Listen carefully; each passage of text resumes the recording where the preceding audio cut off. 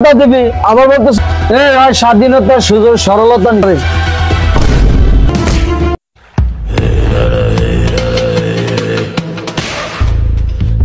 এই দোকানদার করে এই বেটা চাঁদা দে। কিসের চাঁদা? আমার এরিয়ায় তুই দোকান করস, তুই চাঁদা দিবি আবার বলতেছিস কিসের চাঁদা? আমার দোকান আমি করি, আমি আপনাকে চাঁদা দেবো কি জন্য? স্বাধীন দেশে বাস করি, রক্ত দিয়ে দেশ স্বাধীন করছে কি চাঁদা দেওয়ার জন্য? স্বাধীনতা সুযোগ সরলতা নিছে। আরে বাইর কর, মার শালারে। তুই এখানে দোকান করতে হলে চাঁদা দিতে হইব, চাঁদা না দিবি তোর দোকান বন্ধ থাকবো। ভাই আমি গরিব মানুষ, আমার একটা দোকান দেন করেন ভাই, গরিবের মতো মাফ করেন ভাই। চাঁদা দিতে রাজি না, আরে মার।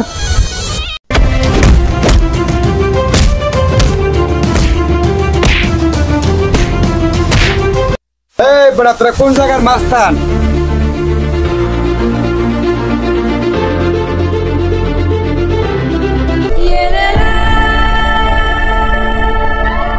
প্রতিদিন ক্ষমতার জোরে গরিব দুঃখীর কাছে চাঁদা তোলে, তাদের বিরুদ্ধে আমি দাঁড়ালাম স্বাধীন বাংলাদেশ।